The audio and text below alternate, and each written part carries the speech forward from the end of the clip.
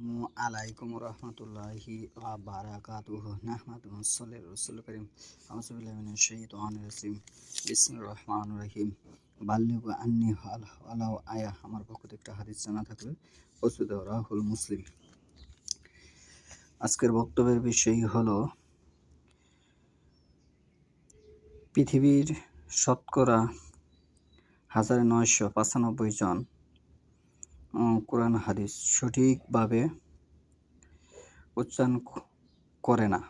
যেভাবে হাদিসে কোরআনের ব্যাখ্যা হয়েছে হাদিসে যেভাবে আছে সেভাবে সিয়াসিত্তের হাদিস মোতাবেক নির্ভরশীল তাফসির কুরতুবী, তাফসিরে ইবনে কাসির, এরকম যত নির্ভরশীল তাফসির আছে তারা যেভাবে বুঝেছে, অধিকাংশ মানুষ শতকরা 95 জন 98 জন মানুষ সেভাবে কোরআন তেলাওয়াত করছে না। কোরআনের অসংখ্য জায়গায় তারা উচ্চারণে ভুল করছে এবং সেটা যে তারা ভুল হচ্ছে, মোট কথা স্বার্থে আঘাত লাগলে মানুষ সে কথা মানতে নারাজ। মোট কথা স্বার্থে যদি আঘাত লাগে সে কথা মানুষ মানতে নারাজ। এখানে আমি আজকে সে বিষয়ে কয়টা এখানে উল্লেখ করব। আজকে আমি আগে শুরু করব ইংরেজি দিয়ে, কারণ অনেকে আবার যদি তারা ইংরেজি শুনলো না জানে, আংশিক কিছু জানার পরও নিজেকে পণ্ডিত বলে দাবি করে। যেমন বিআই কি হয়? বাই। আবার বিওয়াই এটাও বাই হয়। আচ্ছা, এখানে একটা জিনিস আমি বলবো, সংক্ষেপে বলার চেষ্টা করবো, আপনারা বুঝবেন। কথাগুলো মনোযোগ সহকারে স্মরণে রাখবেন, তাহলে কাজে লাগবে। যদি আপনি একজনকে মন প্রাণ দিয়ে ভালোবাসেন তাহলে পৃথিবীর কাউকে ভালো লাগবে না। আর যদি আপনি স্বতন্ত্র থাকেন তাহলে আপনার জিনিসটা বুঝতে পারবেন, যেটা আরবি ভাষায় লামাঝাব বোঝানো হয়, বাংলায় যেটাকে স্বতন্ত্র বোঝানো হয়। আচ্ছা, FLOUR ফ্লাওয়ার কি হইলো? ময়দা। বাংলা অর্থ হলো ময়দা। আবার FLOWER ফ্লাওয়ার বাংলা অর্থ হলো ফুল। একই উচ্চারণ কিন্তু বাংলা অর্থ হয় দুইটা, ময়দা এবং ফুল। আবার দেখুন GULL কিলো, গাল। উচ্চারণ যদি গাল হয় অর্থ হবে চিল, আর উচ্চারণ যদি চিক হয় তাহলে বাংলা অর্থ হবে গাল। যেমন CSLLEE চিক, CSEEK চিক, চিক অর্থ হচ্ছে গাল। আর যদি উচ্চারণ গাল হয় তাহলে বাংলা অর্থ হবে চিল। আবার চিল এভাবেও হয় KITE,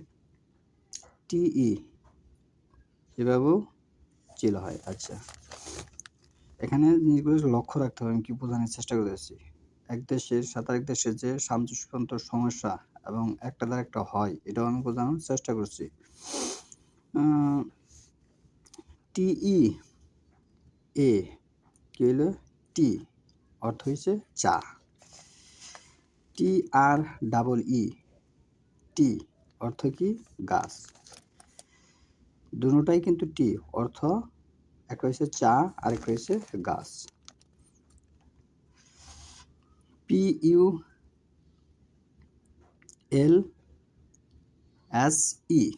পালস অর্থ হচ্ছে ডাল। PULSE পালস অর্থ হচ্ছে নারী। আচ্ছা, এখানে আমরা একটা জিনিস বুঝি আরো সংক্ষেপে। SUN সান অর্থ কি? সূর্য। SUN সান অর্থ কি? পুত্র। আচ্ছা, আরেকটা জিনিস বুঝি সর্বশেষ। FROCK ফ্রক হচ্ছে জামা। FROG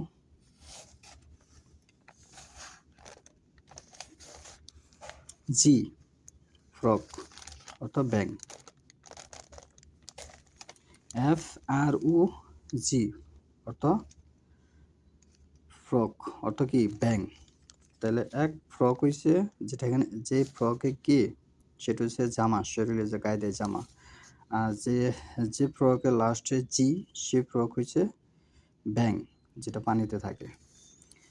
তাহলে এখানে অনেকে আবার ইংরেজিতে উদাহরণ দেয় যে একটা শব্দ 2-3টা হয়। হ্যাঁ, ঠিক আছে, হয়। কিন্তু এখানে আজকে যে উপস্থাপনটা করব, যে তারা ভারতের বিশ্ববিখ্যাত তাফসীর বিদ্বান এবং মাওলানা আশরাফ আলী থানভী রচিত কারি হাফিজুর রহমান দেওবন জামালুল কুরআন, সে এটাকে জ হিসেবে আখ্যায়িত করেছে। সোয়াদের পরের হরফ জোয়াত হবে, জর মতো হবে, কিন্তু দাল হবে না। এখানে অনেকে স্বার্থে আঘাত লাগে দেখে মক্কার ইমাম সাহেব সহ যাদেরই স্বার্থে আঘাত লাগবে তারা তখন আর হাদিসের উপরে আমল করতে পারবে না। এখানে আমি কয়েকটা প্রমাণ দিই। এখানে উদাহরণস্বরূপ যেমন মাশকাত শরীফের ওস্তাদ, যারা মাশকাত শরীফ লিখছে 2 নম্বর খণ্ড, হাদিস নম্বর হচ্ছে 765, সেও বলতেছে এটা জ হবে। যেমন বাংলা অনুবাদ বুখারীর 1ম খণ্ড, পৃষ্ঠা আছে 357, সেও কিন্তু বলতেছে এটা জ হবে, জ হিসেবে আখ্যায়িত করা হয়েছে। ফতোয়া আলমগীর 1ম খণ্ড 106 পৃষ্ঠা, সেও বলতেছে এটা জ হবে। হেদায়া বাংলাদেশে প্রচলিত একটি কিতাব, 1ম খণ্ড 408 পৃষ্ঠা, সেও বলতেছে এটা জ হবে। ধুরের মুখতার 1ম খণ্ড 290, সেও বলতেছে এটা জ হবে। এখানে আজকে যে জিনিসটা আমি আরেকটা উল্লেখ করে দিই, যদি 2 অক্ষরের মধ্যে পার্থক্য করা কঠিন হয়, জোয়াত এবং জয়ের মধ্যে, ত এবং তায়ের মধ্যে, সৎ এবং সিনের মধ্যে, তবে এক অক্ষরের উচ্চারণ অন্যটির সঙ্গে বদল হয়ে গেলেও অধিকাংশ ফিকহে বিদ্বানগণের মতে নামাজ নষ্ট হবে না। কিন্তু এখানে জয়ের সাথে জয়ের উচ্চারণ করা হয়েছে, জোয়াতের সাথে, সোয়াদের পরে অক্ষর জোয়াতের সাথে জর মিল দিচ্ছে তারা, কিন্তু এখানে দালের তো কোনো কথাই নেই, ভূমিকাই নেই। এখানে দাল আসলো কি করে? এই 6 হরফ যদি একসাথে মিলেও যায় তাতে নামাজ নষ্ট হবে না, কিন্তু দালের সাথে মিলে গেলে নামাজ নষ্ট হবে বলে শাইকুল মাওলানা আহমদ দাহলাল বলেন। জোয়াতের উচ্চারণ জয়ের ব্যতীত অন্য অক্ষরের অনুরূপ করা হয়, তবে এই কেরাত আদৌ জায়েজ হবে না। এই কেরাত জায়েজ হবে না, দল্লিন বলে জায়েজ হবে না, জল্লিন বলতে হবে। দালের সঙ্গে বদলে পাঠ করলে নামাজ ফাসিক হবে সম্পর্কে কারো কোনো দ্বিমত নেই, এবং এই কেরাত কারো নিকট বিশুদ্ধ বলে গণ্য হবে না। এটি পাবেন আপনি আল ইকতিসাদ 13 পৃষ্ঠায়। তাহলে এখানে যেটা আজকে আমি বলবো, যেটা মূল 3টি যে বিষয়, যেমন সূরা মায়দার যে উজুর কথা সেখানে বলা হয়েছে বুজু হাকুম, সেখানে কিন্তু জিম দিয়ে বলা হয়েছে, জিম দিয়ে লেখা হয়েছে। কিন্তু হাদিস হচ্ছে কোরআনের ব্যাখ্যা, হাদিসে কিন্তু জোয়াদ দিয়ে লেখা হয়েছে উজুর বিষয়ে। তার মানে এই দুটা একই বিষয়। ওই রকম যেমন বিওয়াই বাই এরকম, কিন্তু দালের সাথে মিল নেই, কিন্তু দাল উচ্চারণ করলে হতে হবে না, জ উচ্চারণ করতে হবে। এখানে স্বার্থে আঘাত লাগলে মানুষ কিন্তু মানতে নারাজ। সবচেয়ে বড় ক্ষতি করেছে এই বিষয়ে ভারত উপমহাদেশের এবং মোদি ইউনিভার্সিটির যে বড় বিদ্বান, তারা এই বিষয়ে ভাষা কিন্তু পরিবর্তনশীল। আপনি যদি ভাষা পরিবর্তন মনে না করেন তাহলে আপনার জন্য ঠিক আছে, আর যদি করেন না ভাষা পরিবর্তনশীল তাহলে এখানে সমস্যা আছে। কোরআনী ভাষা আঞ্চলিক ভাষা এক নয়। প্রত্যেকটা দেশের ভাষাগতভাবে সমস্যা আছে, সেখানেও একটা এখানে আমি একটা তুলে ধরি, তা নাহলে আপনি বুঝবেন না। যেমন সূরা নিসার আপনার 23 নম্বর আয়াত 25 নম্বর আয়াত, 23 থেকে 25, 4 নম্বর রুকু।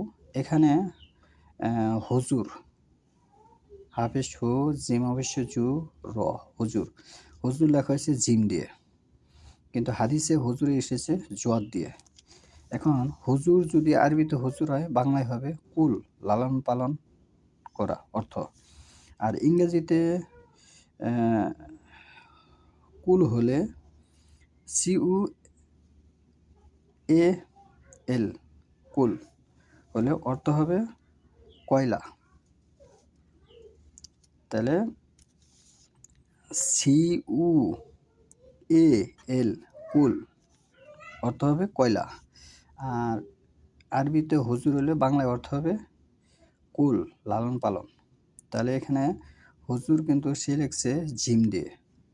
এখানে হাদিসে, যেহেতু কোরআনের ব্যাখ্যা হাদিসে এসেছে জোয়াদ দেব, সোয়াতের পরের হরফ অক্ষর জোয়াত হবে, কোনো সময় দাল হবে না। তাহলে এখানে স্পষ্ট প্রমাণ বহন করে যে বিভিন্ন হাদিস দ্বারা প্রমাণ বহন করে যে এটা জোয়াত হবে। গায়রিল মাগযুবি আলাইহিমুস সাল্লিন, এটি সঠিক। গায়রিল মাগযুবি আলাইহিমুদ দলিন যারা বলছে, তারা আপনার এই কোরআন হাদিসের যে বড় বড় পণ্ডিত, তাদেরকে তারা অস্বীকার করেছে। তারা নিজেকে পণ্ডিত বলে দাবি করতেছে। এই হিসেবে আরও উল্লেখযোগ্য, যেমন আরবের বড় বড় যে পণ্ডিত, আরবি ভাষায় বহু কিতাবের নামে ওই হরফ আছে, অথচ সকলে তার উচ্চারণ জয়ের মতো করে থাকে। এক নম্বর হচ্ছে কাজী খান ফৌতারি কিতাব, নুরুল ইজা ফেকার কিতাব, এগুলি আরবের কিতাব। তারা এটা জদর তার হিসেবে আমি বলতেছে। যেমন ঈদুল আজহা, ঈদুল ফিতর তারা বলে, ঈদুল আজহা বলে তো ওটা হয়। হচ্ছে রাজাতুন নাদিয়া ফৌতারি কিতাব, বাইজাবি তাফসিরি কিতাব, এই সমস্ত কিতাব এগুলি সব আরবের। এখানে এখন পাঠক পাঠিকা বিবেচনা করবেন, এইসব জায়গায় যদি জোয়াত হরফ, সোয়াদের পরে হরফ জোয়াত যদি জয়ের মতো সকলে উচ্চারণ করে থাকেন, তবে বিরোধিতা কেন? এই বিষয়ে চললেন, এই বিষয়ে আরও আবু দাউদের 934 নম্বর হাদিস পড়ে দেখুন, এবং পৃষ্ঠা হচ্ছে 134। আবু দাউদে ইবনে মাজা 853 এবং ইবনে মাজা 453, এবং আরও এরকম বহুত কিতাব আছে, অসংখ্য কিতাব, যা ছোট ভিডিওতে বলে শেষ করা যাবে না। যারা আপনার ভুলভাল বোঝাইতেছে, তাদের স্বার্থে আঘাত লাগার কারণে তারা এরকম কথা বলতেছে। এই একটি হরফ যদি আপনি দোয়াত ধরে পড়েন, তাহলে কোরআনের 420 জায়গায় ভুল হবে। এটি হচ্ছে একটা ভুল। আরেকটা ভুল আছে আপনার, আমি আরেক ভিডিও বলেছি যে ইখলাসের প্রথম আয়াতে ভুল আছে, কুল হু যে বলে সে ভুল করতেছে। এবং সূরা ফাতিহায় 4 নম্বর আয়াতে যে কানা শব্দ ব্যবহার করা হয়েছে, 4 নম্বর আয়াতে কানা শব্দ নাই। হাদিসের কোনো জায়গায় কানা পাইবেন না, তাফসীর বিদ্যাঙ্গ পড়লে বুঝবেন। এখানে তারা ভুল করতেছে। এরকম আরও অসংখ্য ভুল আছে। কোরআন পড়লে মূলত কয়টি এলিম লাগে, এটি অধিকাংশ মানুষ জানে না। যদিও তারা নিজেকে খুব গৌরব মনে করে, অনেক কিছু হয়ে গেছে, বড় হয়ে গেছে, অনেক কিছু বুঝে, ও কি বুঝে এরকম বলে যে। আর সবচেয়ে বড় সমস্যা হচ্ছে ইসলামে এখন বর্তমানে এক সিলেবাস, এক রুলসের মধ্যে নাই। যে যেমনি বুঝিয়ে পারতেছে, হানাফিরা একভাবে বুঝাইতেছে, শাফিরা একভাবে বুঝাইতেছে, মালিকিরা একভাবে বুঝাইতেছে, হাম্বলিরা একভাবে মানুষকে বুঝাইতেছে, এবং শিয়ারাও নিজেকে মুসলমান দাবি করে তারাও একভাবে বুঝাইতেছে, খারিজিরা একভাবে বুঝাইতেছে। বিভিন্ন দেশে বিভিন্ন দল হয়ে বিভিন্নভাবে বুঝাইতেছে। যেমন আমরা এখন এমন একটা পর্যায়ে পড়ে গেছি যে ভাষা নিয়ে আমরা টানাহেঁচড়ার মধ্যে পড়ে গেছি। যেমন উম যে যেভাবে বুঝতেছে ওটাই তার সঠিক মনে করতেছে। যেটা আপনার কোরআন হাদিসের মতো পড়ে রইছে যা আদৌ ঠিক নয়। এখান থেকে বের হয়ে আসতে হলে আপনার কাছে ২ টি দলিল। একটি আপনার সূরা মায়দা ৬ নম্বর আয়াত পড়ে দেখুন। সেখানে জিম দিয়ে লেখা হয়েছে অজু কোরআনের ভাষায় এবং আরবিতে কোরআনের ব্যাখ্যা হয়েছে হাদিস। হাদিসে এসেছে বিভিন্ন হাদিসে ৮৬ টা যত হাদিসে বুখারী মুসলিম সহ যত হাদিস আছে সব হাদিসেই সওয়াদের পরের হরফ জদ ধরে লেখা হয়েছে অজুর বিষয়ে। এই একটা দলিল। আরেকটা এখানে কোরআনে হুজুর বলা হয়েছে হাদিসেও সওয়াদের পরের হরফ জদ ধরেছে। তার মানে ওই যে ওটার মতো বিআই বাই বিওয়াই বাই। তাহলে এই যে একটা বিষয় ওয়াই দিয়েও বাই হয়, আই দিয়েও বাই হয়। কিন্তু এখানে অন্য হরফ আসার এ, এম এগুলি আসার কোনো সুযোগ নেই। ঠিক ঐরকমই বিষয়টা যে দাল আসার মতো কোনো সুযোগ নেই। যারা এটা করতেছে তারা হাদিসের বিভিন্ন পর্যায়ে তারা খেয়ানত করেছে। বিষয়টা বিবেচনা করুন। তারা মূলত আশরাফ আলী থানভী রহমতুল্লাহকেও মানতেছে না। কোনো কিতাবের উস্তাদরা মানতেছে না। তারা এই তাফসীর কোন থেকে আনলো, কোন থেকে উচ্চারণ করলো, কিভাবে করলো এটা আমার বুঝে আসে না। এখান থেকে বের হয়ে আসুন। সঠিক কোরআন হাদিসে যেভাবে আছে আল্লাহ তাফসীর করে দিয়েছেন সেভাবে আপনি তাফসীর করতে পারবেন। ব্যক্তিগত তাফসীর করার কোনো ইখতিয়ার নেই। তার মানে কি আপনি তাহলে রাসূল সাল্লাল্লাহু আলাইহি ওয়াসাল্লামকে অস্বীকার করলেন। বিষয়টা ভাবুন, চিন্তা ভাবনা করুন। মানুষকে সঠিক দ্বীনের দাওয়াত দেওয়ার চেষ্টা করুন। সুবহানাকা আল্লাহুম্মা ওয়া বিহামদিকা আশহাদু আল্লা ইলাহা ইল্লা আনতা আস্তাগফিরুকা ওয়া আতুবু ইলাইক।